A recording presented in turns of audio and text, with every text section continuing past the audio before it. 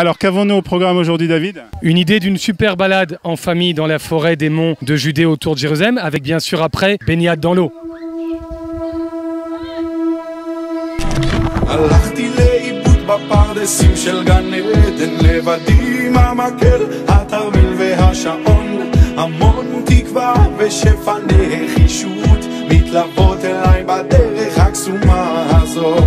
Alors David, aujourd'hui tu nous proposes une excursion qu'on peut faire en famille et surtout à côté de Jérusalem. Et ce qui est très agréable, c'est le climat qui est assez sympathique à côté de Jérusalem.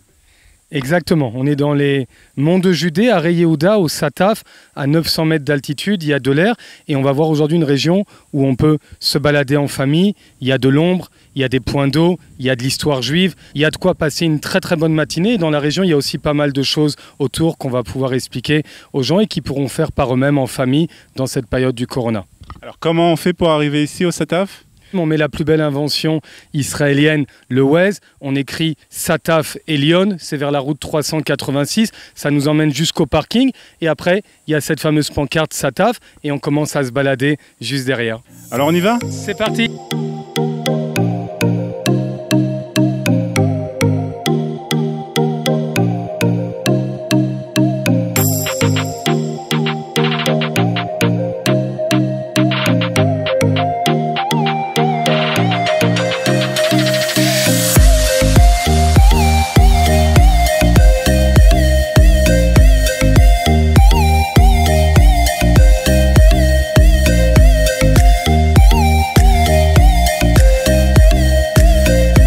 David, on est au milieu de notre balade, on fait une petite pause, donc il fait quand même un peu chaud là. Ouais, on est quand même en été, il fait un petit 30-32 degrés, on va avoir à peu près 25 minutes de marche jusqu'à ce qu'on arrive à un point d'ombre avec des sources d'eau où là, la famille peut commencer à se baigner. Mais pour le coup, il y a de la marche, c'est mieux d'avoir un chapeau, de mettre de la crème, d'avoir au moins 2 litres d'eau chacun et de savoir que quand on commence une balade, on ne rencontre pas grand-chose sur le chemin, donc il faut venir équipé. Alors, qu'est-ce qu'on voit là? Explique-nous un peu qu'est-ce qu'on voit autour de nous. Donc, on est dans les monts de Judée, à Rei Yehuda, et on voit juste derrière nous toute la vue qui est autour de Jérusalem. On est à peu près à 10 km du centre-ville, de notre capitale Jérusalem. Et ici, on voit la technique des terrasses. Et déjà, il y a 3000 ans, nos ancêtres faisaient cette technique d'agriculture avec des terrasses qui limitaient comment l'eau descendait pour pouvoir alimenter toute l'année leurs pousses. Qui dit agriculture, on dit eau, et donc on va maintenant se diriger vers les prochaines sources d'eau.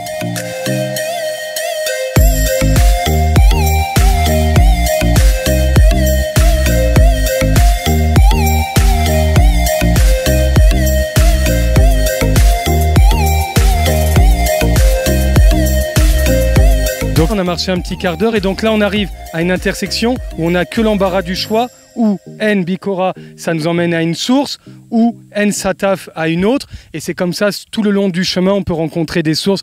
On est sur ce qu'on appelle Jvil Amayanot, le chemin des sources. Ça remonte jusqu'au Moshav Aminadav et Ora et tout ça. Nous, c'est notre première petite balade qui est familiale. 25 minutes de marche, tu arrives à des sources et c'est ça qu'on va voir maintenant.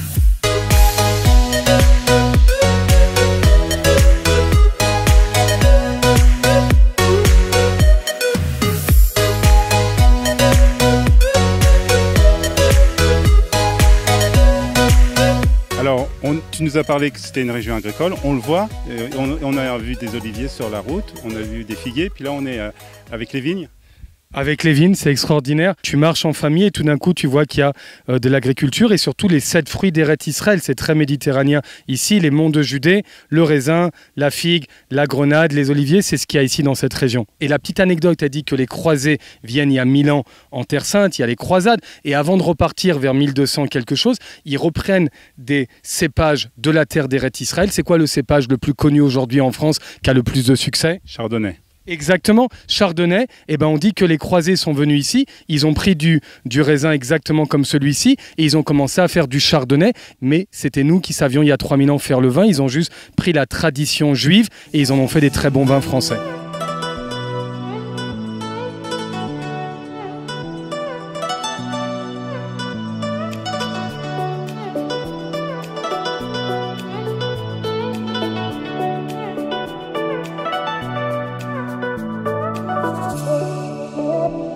David, on a marché à peu près 25 minutes. On se retrouve maintenant vraiment dans une piscine, les pieds dans l'eau. Explique-nous un peu que fait cette eau ici, comment elle est arrivée à cet endroit.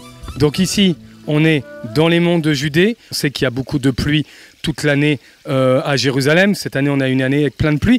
La pluie, elle rentre dans les nappes phréatiques et après, elle fait son chemin. Et il y a des sources comme ça qui sortent. Et au fil de l'histoire, les personnes qui habitaient ici ont construit des genres de bassins pour récupérer l'eau, pour boire et pour aussi l'agriculture. Alors, est-ce qu'on peut rentrer dans cette eau, David? Est-ce qu'on peut se baigner? C'est pas trop dangereux? Ah bah non, on a marché 25 minutes, on a eu choix avec les enfants. En général, dans ce genre de piscine, il y a plein de monde. L'eau est pas potable, on peut pas boire, mais on peut se baigner. Et elles sont pas il y en a certaines qui sont plus profondes, d'autres moins. Celle-là, par exemple, avec des ados sans aucun problème. Et c'est ça, tout le kiff de la balade, c'est que tu arrives et que tu trouves comme ça une petite piscine et tu te baignes. Et on peut faire un pique-nique aussi?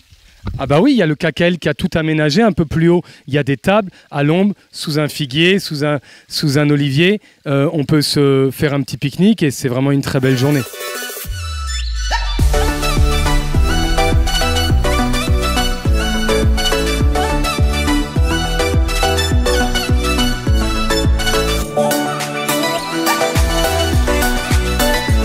Alors David, on se trouve ici à la deuxième piscine. C'est le deuxième point d'eau en fait du Sataf.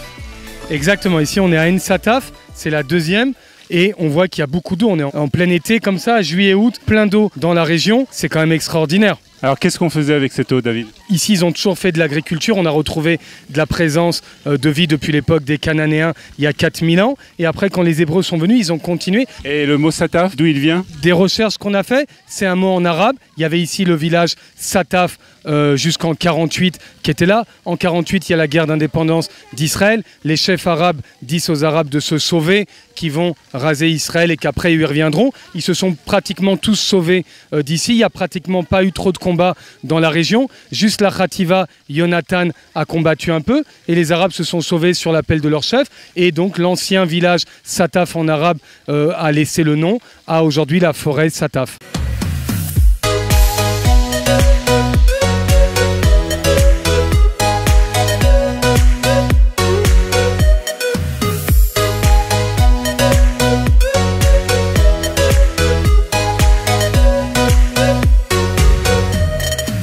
Alors David, on a fait une belle excursion, on s'est baigné un peu, on a mis les pieds dans l'eau, on a fait un pique-nique. Est-ce qu'il y a d'autres choses à faire dans la région?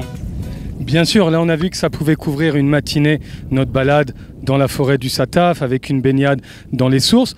On revient ici et là il y a plein d'options. On voit juste derrière l'hôpital Hadassah Ein Kerem qui est à quelques minutes en voiture. Là-bas il y a quand même la synagogue avec les vitraux de Chagall qui les a offerts à Israël en 1962.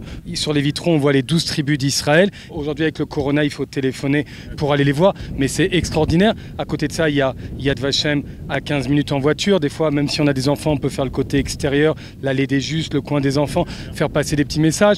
Il y a le mont Herzl à côté et il y a aussi des activités dans la région. On peut faire des tours en buggy, en tracteur, on peut faire des dégustations. Tout ça, il faut téléphoner. Dégustation de fromage, de miel, il y a 1 milliard d'options. Alors justement, pour vraiment que ça soit plus facile, pour que ces excursions soient beaucoup plus faciles, c'est de prendre un guide. C'est le mieux, quoi. Le guide, il connaît, il optimise la visite dans le temps. Tu as vu, là, on est en quelques minutes, on était déjà dans les sources, on se loupe pas, on sait, il a un timing et on peut faire beaucoup plus de choses dans la journée. Et en général, on fait passer des messages aux enfants, aux jeunes, aux moins jeunes. Il y a des moments ludiques et puis ça fait travailler les guides dans cette période on espère, post-corona. Et voilà, et c'est important pour cet été, quoi. Merci beaucoup, David. בפרדסים של גן עדן לבדי עם המקל, התרמיל והשעון, המון תקווה ושפע נחישות מתלוות אל